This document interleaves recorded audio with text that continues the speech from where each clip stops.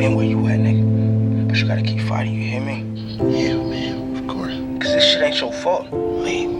Skin. Yes, it was a beautiful different skin which gave me that violence at an early age, and the boy was ignorant but unable to ignore that beauty which once turned into an insecurity.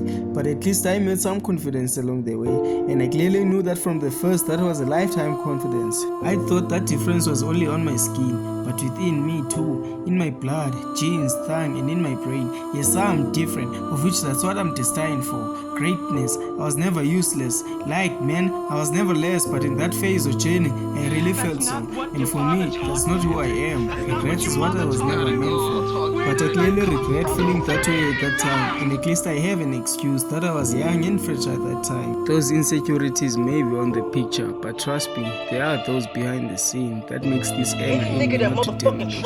And that's one of the reasons I would fuck up a nigga or a bitch stepping on my toes. I swear, given that moment, a peace will come across me. But I'm still so happy and grateful for being me. I really hate pouring my heart out. That's a weakness to me, but an advantage to you.